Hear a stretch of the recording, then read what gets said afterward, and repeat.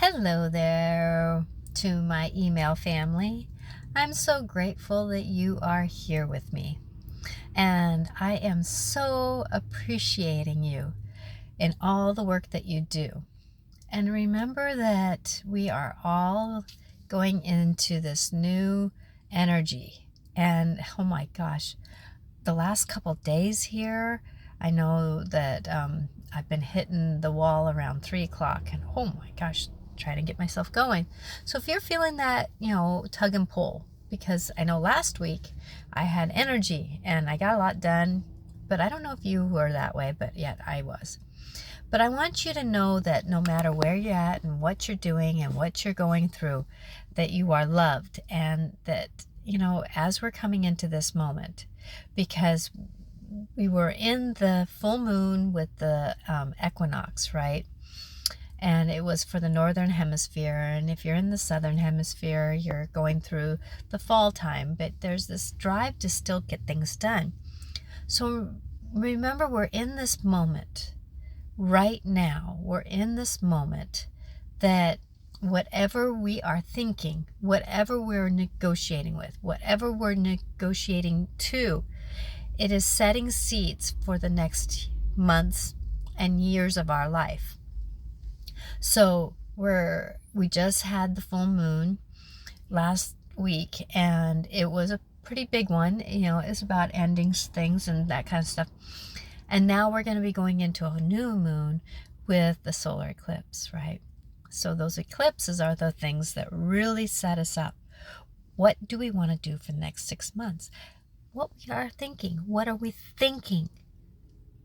That's going to be important here, because the fact that if you're sabotaging yourself with these negative thoughts, I want you to be careful of those, because they are sabotaging. And if we can go forward into this new dance and into this new story of who we are, and if we can be careful about what we are doing, remembering that, it is about the spiritual growth. And it doesn't mean religion. It's about how can we value ourselves. And I was talking to someone today about how they have this, where you're persona person, where you're putting on a different persona of who you are. And I was talking to her about how, it's not necessarily what we're doing, right? But it's practicing. And I know for me that, I was in Spain, and I was, going through a situation where someone didn't want to be with me anymore. And it really unearthed me for a minute. But then at the same time, I got the mantra, how I perceive myself is how others perceive me.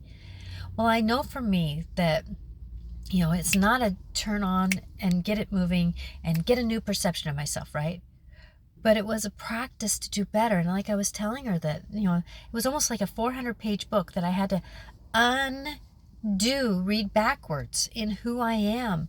And like she says, well, maybe I'm a bitch underneath everything. And I'm going, well, it's okay to be a bitch, but it's at the same time, it's discernment. When are we a bitch? How do we change that language to being someone who is using tough love instead of being a bitch? And that persona problem, how do we take that persona off on how do we have to do things? And then we're struggling. Who am I truly, right? This is the time to unearth that. It's the time to unearth who are we truly. And I want you to remember that I'm here to help you do that unearthing of who you truly are. The shame, the guilt, the stories, the alcoholism, the drugs, the whatever was in our story. It couldn't even be in ours. It could have been somebody who was around us, right? How has that been implanting on us? Be who you want to be, but remember, sometimes discernment is there.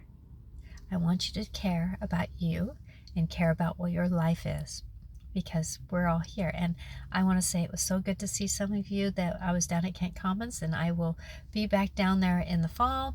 I am available for private sessions, and I have rebranded myself. I am so excited. I am rebranding myself.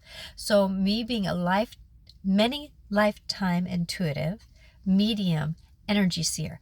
I see energies. Like the other day I was having a session with somebody, and there was shouldn't on top of them, right? There was shouldn't. And I said, put those twins on the side of the couch here. Just take them off of you. Now, who's truly underneath that shouldn't? So, with that, I love to see the energies. That helps me be the feng shui advisor. So, if you're looking to change your world, change your life, I can help you with the feng shui. It's not about the messes. I like to have stuff, but it's about how to help you be comfortable in your life. Change your environment, change your world. Change your environment, change your world. My love is with you. Talk to you soon. I'm open for appointments. Blessed be to you. Bye now, Natasha Venter.